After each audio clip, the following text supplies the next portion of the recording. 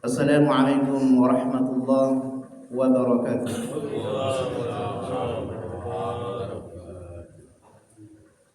Alhamdulillah, alhamdulillahilladzi an'ama alaina bi ni'matil iman wal islam. Wassalatu wassalamu ala asyrafil anbiya'i wal mursalin nabiyina wa habibina wa qudwatina Muhammadin sallallahu alaihi wasallam wa ala alihi wa sahbihi wa man tabi'ahum bi ihsan ila yaumiddin. Amma ba'd. Jemaah salat subuh rahimakumullah. Hadis yang ke-146 diriwayatkan dari sahabat Salamah bin Aqwa. Dia termasuk sahabat yang ikut dalam bai'atul ridwan, dalam di bawah buah pohon di mana mereka bai'at mati. Dia mengatakan, kunna najma'u ma'a Rasulillah sallallahu alaihi wasallam salatal jum'ah. Laisa lil haytani dhillun nastadhillu bih. Wa fi lafdhin kunna najma'u ma'a Rasulillah sallallahu alaihi wasallam idza zalat asy-syams. Thumma narji'u natatabba'ul fay'. Kami pernah melaksanakan Jumat bersama Rasulullah sallallahu alaihi wasallam, atau merupakan kebiasaan kami melaksanakan salat Jumat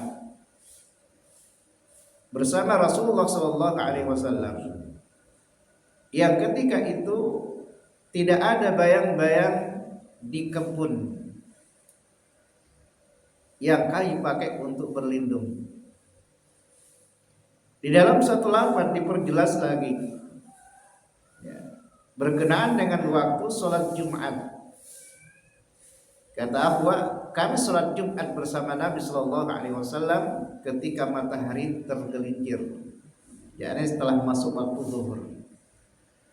Dan kami kembali mengikuti bayang-bayang untuk berlindung. Jemaah sekalian rahimakumullah, hadis ini menjelaskan tentang waktu Jumat. Karena ulama berbeda pendapat kapan waktu Jumat itu dimulai. Sebagian ulama mengatakan bahwa sholat Jumat boleh dilaksanakan sebelum masuk waktu zuhur, berdasarkan riwayat tadi. Dan sebagiannya dan jumhur mengatakan bahwa sholat Jumat dilaksanakan tepat pada waktu zuhur, juga berdasarkan riwayat ini, di mana Nabi Shallallahu Alaihi Wasallam melaksanakan sholat Jumat ketika matahari telah tergelincir, artinya sudah masuk waktu zuhur. Nah, jemaah sekalian rahimakumullah, terus mana yang kita ambil? Tentu yang kita ambil adalah yang kedua. Karena waktu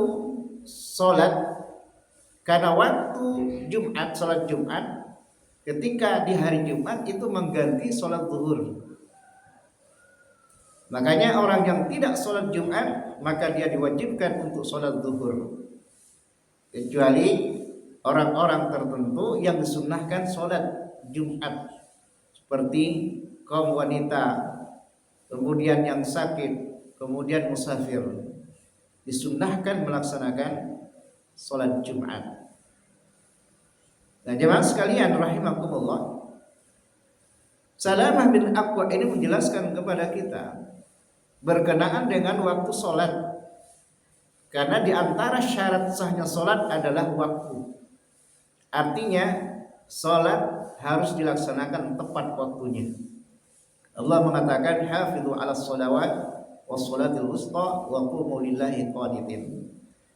Jagalah salat 5 waktu.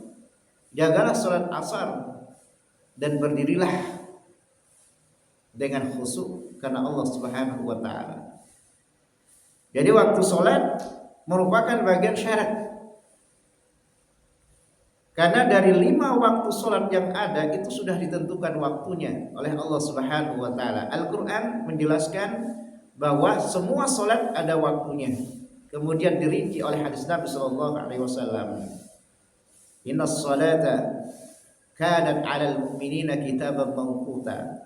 Sesungguhnya salat itu bagi orang-orang yang beriman itu waktunya sudah ditentukan. Ya mas sekalian, rahimakumullah, begitu pentingnya salat sampai dijelaskan oleh Allah dalam Al-Qur'an, dirinci oleh Nabi sallallahu alaihi wasallam di dalam hadisnya.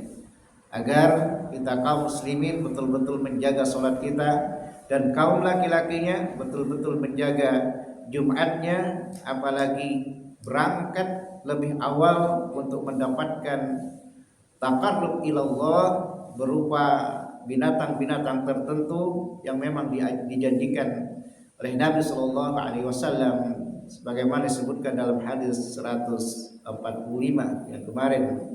Mudah-mudahan kita dimudahkan oleh Allah Subhanahu wa taala dan diberi kesehatan lahir dan batin untuk senantiasa beribadah, bertakarub kepada Allah Subhanahu wa taala sampai Allah Subhanahu wa taala mewafatkan kita sebagai orang yang husnul khatimah. Alhamdulillahirabbil alamin. Assalamualaikum warahmatullahi wabarakatuh.